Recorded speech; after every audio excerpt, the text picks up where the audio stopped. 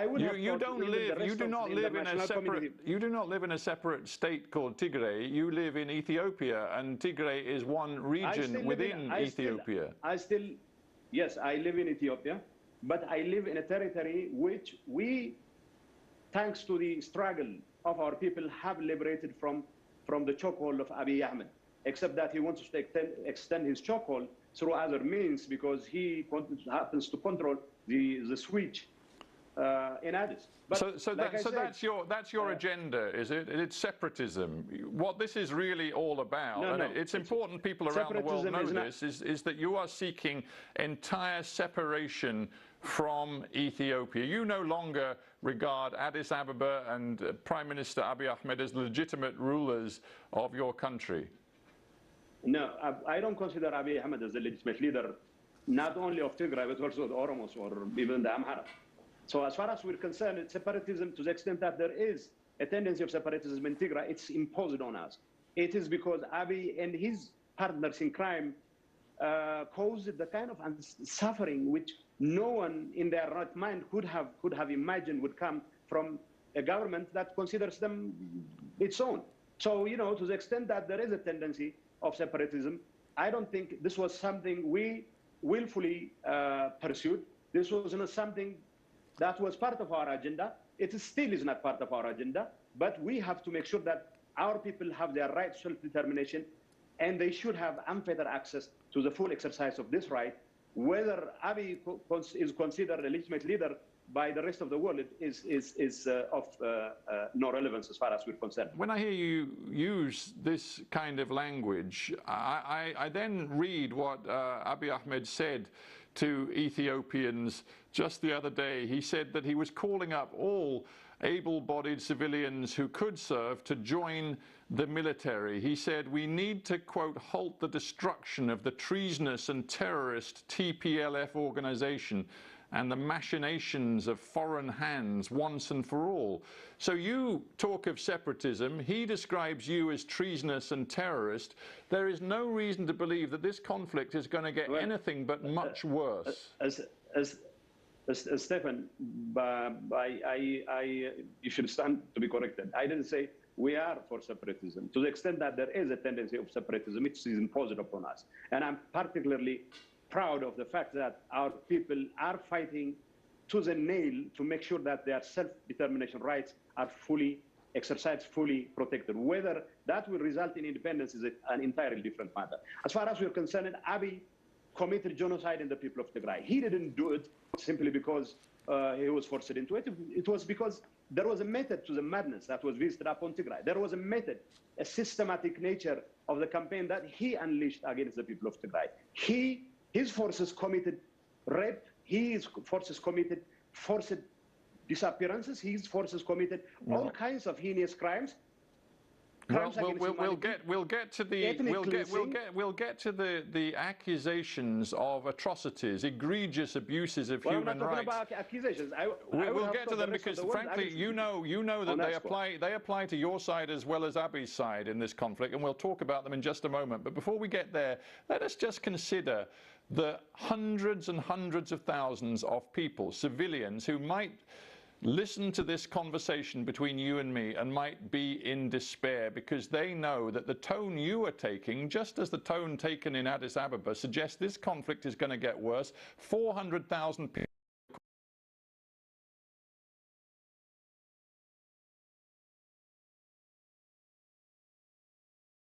displaced because of this conflict, and you appear to be prepared to see those numbers get much worse. It would be unfair to accuse us of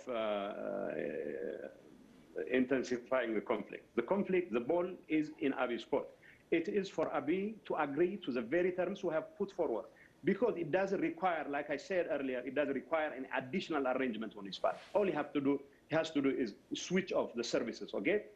Once he does that, we can sit together and discuss and negotiate on conditions for a negotiated ceasefire. Otherwise, he wants us to continue to maintain his chokehold on our people. He wants us to continue to bombard our people. He sends divisions after divisions simply because he has claimed that he has declared unilaterally a ceasefire. Doesn't mean it was indeed a ceasefire. In fact, his call to arms to the entire civilian population of Ethiopia is another form of calling on genocide against the people of Tigray. Well, and if I think peace is going to prevail, it takes two to tango. We've discussed Abiy Ahmed, and you've used your accusations many times. Let's move on.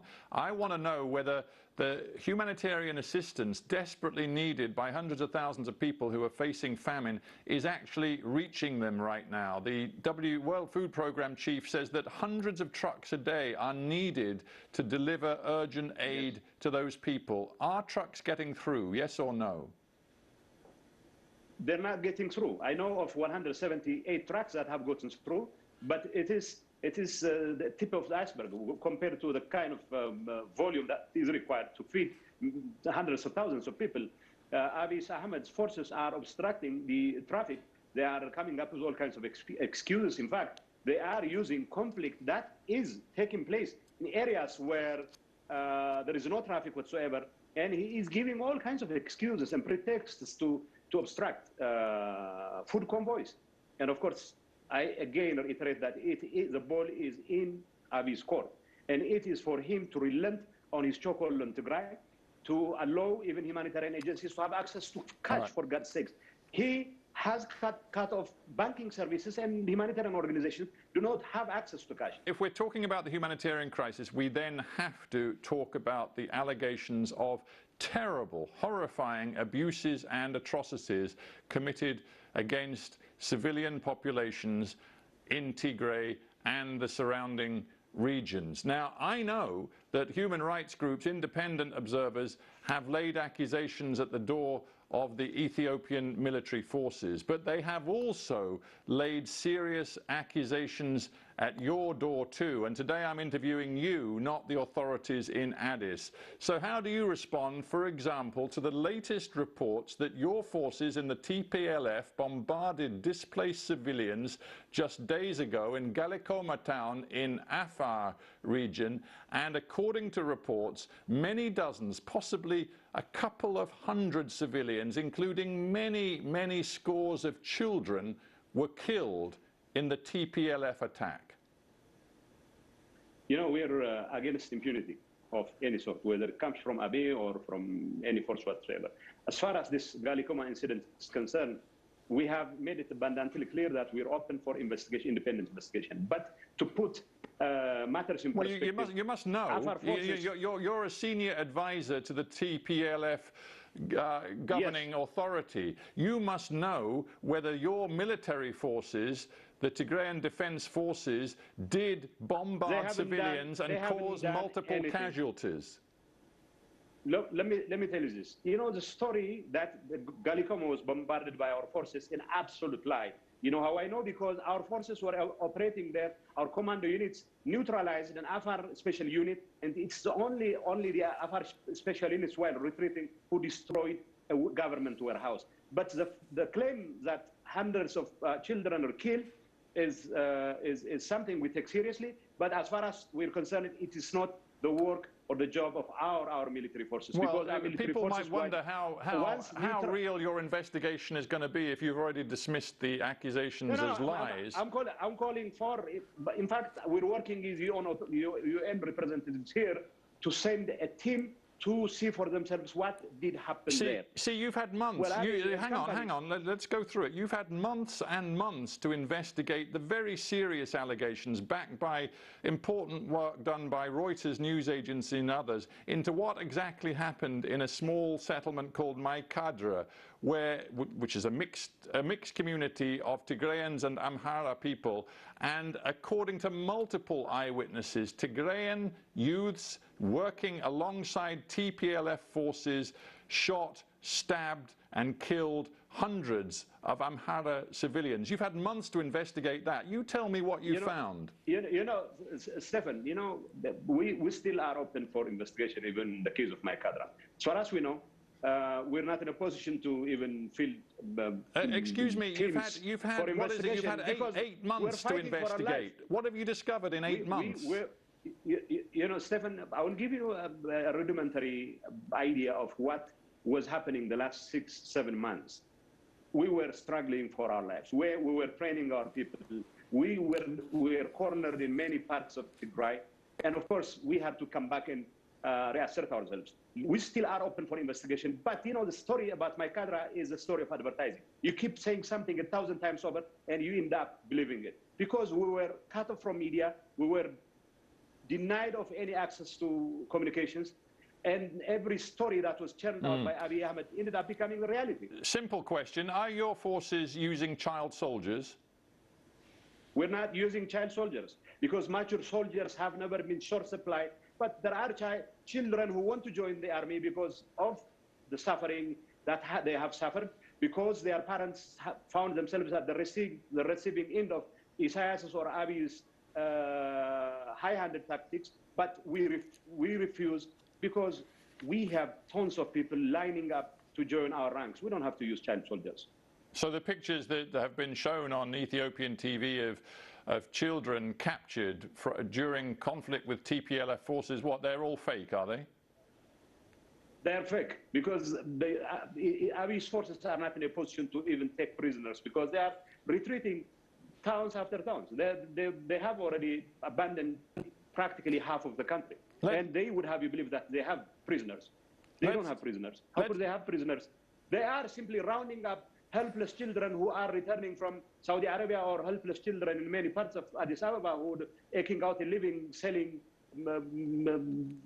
all kinds of commodities or doing all kinds of errands, and then parading them on TV as prisoners of war. That's an absolute lie. Let's talk about the future. Right now, as we've discussed in this interview, your forces are fighting in Amhara, they're fighting in Afar, you're fighting Eritrean soldiers who are on Ethiopian territory, and of course you're fighting the Ethiopian National Forces as well. You've just, as I understand it, signed some sort of military alliance deal with the rebels in Oromo. It seems that you want to fragment Ethiopia, to foment fighting on multiple fronts across Ethiopia. Is it your desire to tear apart your own country? No, it's not our desire to tear apart the country. Even if we were to decide to become independent, we still want the rest of Ethiopia to be intact. I'm not saying we are fighting to become independent, but I wouldn't rule that out because the tendency on the part of the population is that probably it's not a good idea to stick around. But the point is, we are doing the most responsible thing under the circumstances. The OLF, whether it is considered terrorist by Abiy or not, that's secondary, is significant, is playing a significant role in a significant part of the country. And we are also reaching out to other political organizations, political entities, who would have one way or another to contribute to the continuity of the Ethiopian state. I find your answers very interesting, and to be honest, I also find the way you just looked rather, you gave me a smile when you talked about your alliance with the rebel forces in Oromo.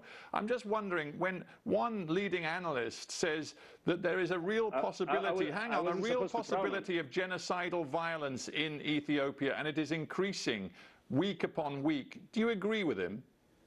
We are clearly seeing signs of genocide being authored, being systematically pushed by the Prime Minister himself. He's been referring to the people of Tigray as weeds to be got rid of.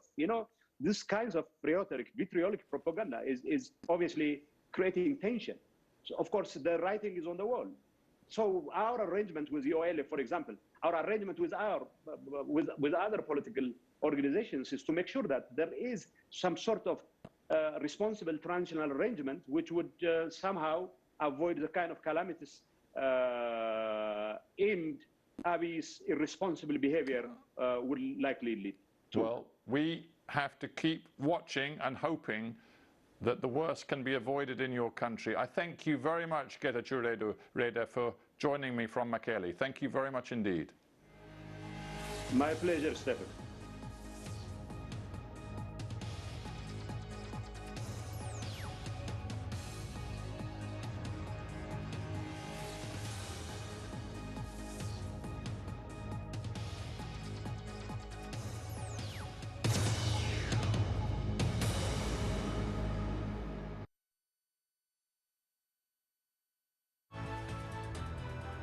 The African National Congress, the governing party, is very resolute in its determination to fight against corruption.